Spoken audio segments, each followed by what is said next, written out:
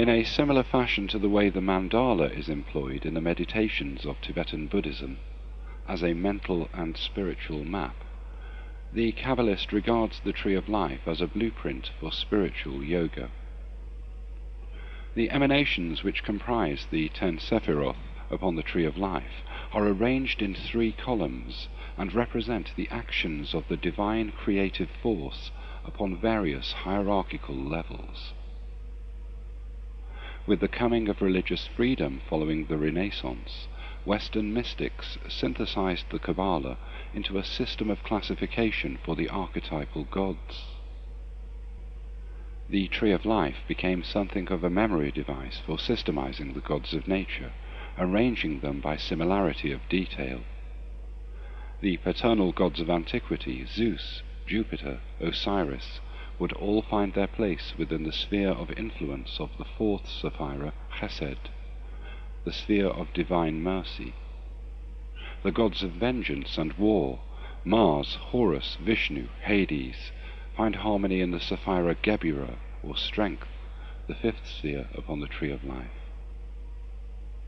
Similarly, the solar gods, Ra, Apollo, and in the Christian mythos, Jesus, find their attribution to the 6th sphere of the Tree of Life, Tifereth, or beauty. In the world of medieval Europe, where Western mystics took up the Qabalah with enthusiasm, the sciences of the age were based upon a classical astrological resonance. Herbs and plants were held to yield according to the flow of astral tides influenced by the risings and settings of the planets. Even medicinal science was subject to the accompaniment of talismans made with metals falling under the influence of certain planets for the purposes of their healing properties. The 10 Sephiroth of the tree were accorded planetary arenas of influence, and it was not a long step from there to finding the classical gods, herbs and plants, animals, real and imaginary, and every conceivable system of classification by type, finding its way onto the Tree of Life. The medieval concept of the world composed of 4 elements is fundamental to understanding the Tree of Life. The lowest Sapphira, Malkuth, the kingdom, is the root element of earth upon which the edifice stands. From the highest point upon the tree, Kether, to the lowest of the Sephiroth, Malkuth, the creative force of the divinity is held to be functionally pure in relation to the level of revealing it is held to be operational within. This hierarchy of manifestation requires us to stand back from the detail at this point and examine the broad brushstrokes of the design in order to appreciate the plan as a whole.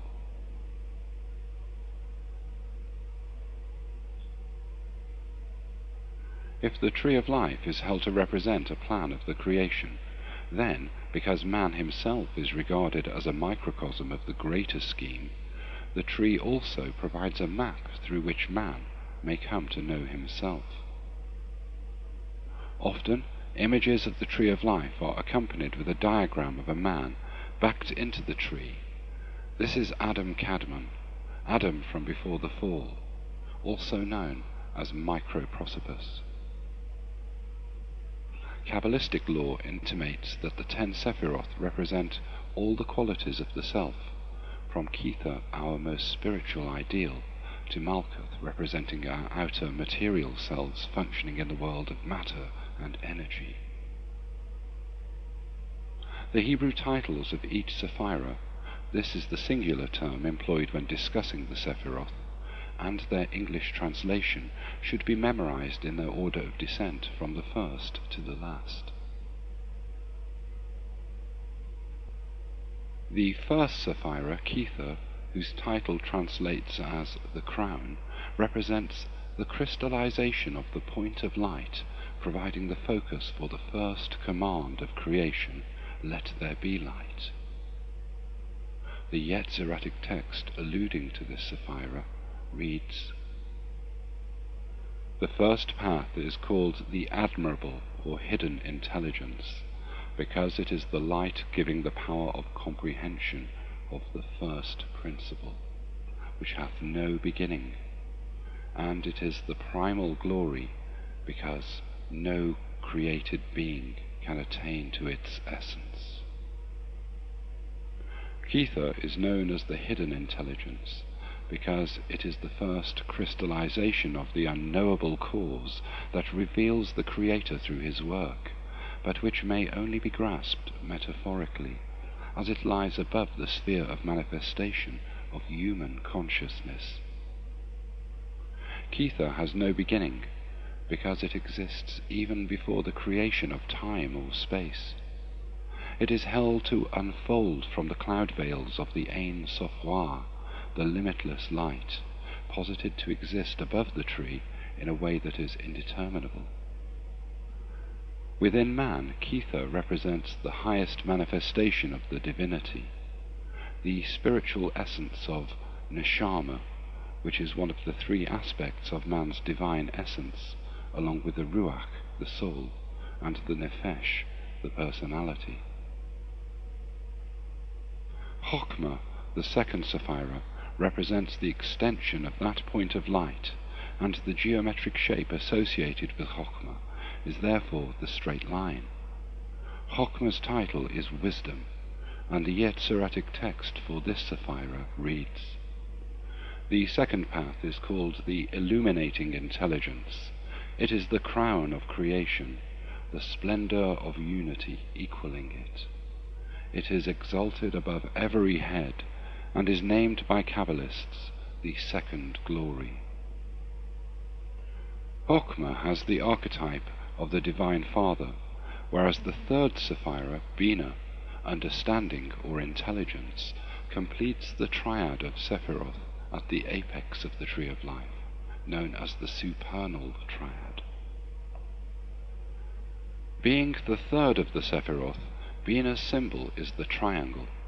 It is known alternately as Mara, the Great Mother, or the Great Sea. The Yetziratic text associated with Bina reads, "The third path is called the sanctifying intelligence, the foundation of primordial wisdom. It is also called the creator of faith, and its roots are in Amen. It is the parent of faith, whence faith emanates." Together, Chokhmah and Bina represent the two sides of the brain functioning in harmony. The bicameral mind of left and right brain, logic and intuition, have their harmonics in this area of the Kabbalistic Tree of Life. Below the supernal triad lies the abyss, where a cosmological vortex exists. In the original plan of creation, before the occurrence of that spiritual event known metaphorically as the fall, this was the proper place of Malkuth. The decimal harmonics of the scheme were sublimated within the perfect four Sephiroth. This is held by tradition to be so because of the way in which the integers 1, 2, 3, and 4, when added together, total 10.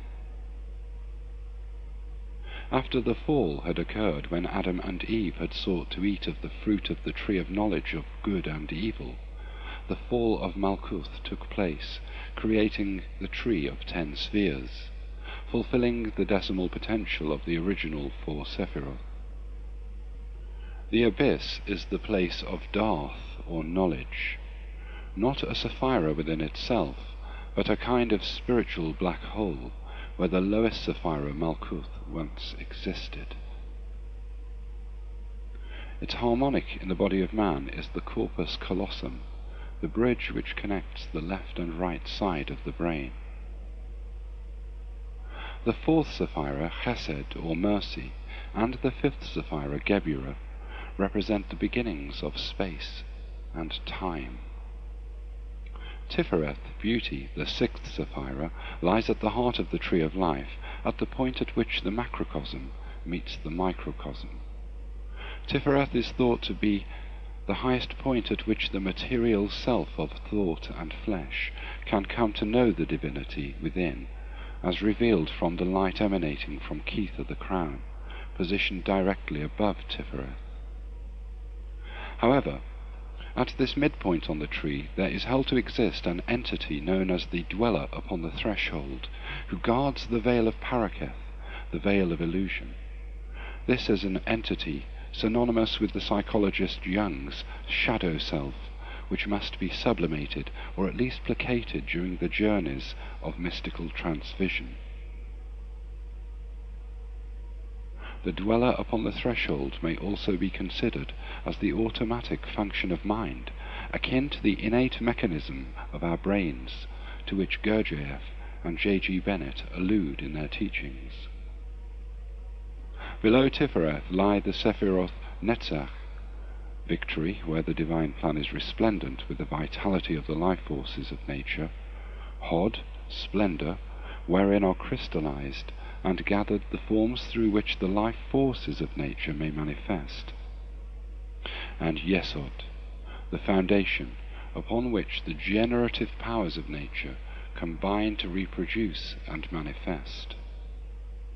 The Yetziratic text for Yesod, the 9th Sapphira, reads, "The 9th path is called the pure intelligence, because it purifies the emanations. It proves and corrects the designing of their representations, and disposes the unity with which they are designed, without diminution or division." The final Sapphira, Malkuth, the kingdom, lies at the base of the tree, below the pillar of equilibrium. Malkutha is an Aramaic word signifying the reign of a king, and represents an ideal kingdom rather than a crown property as such. The Yetziratic text pertaining to Malkuth reads, "The 10th path is called the resplendent intelligence, because it is exalted above every head and sits upon the throne of Bina. It illuminates the splendor of all the lights, and causes an influence to emanate from the Prince of Countenances, the Angel of Kether." Thus Malkuth completes the flow of creativity from Kether, and earths the current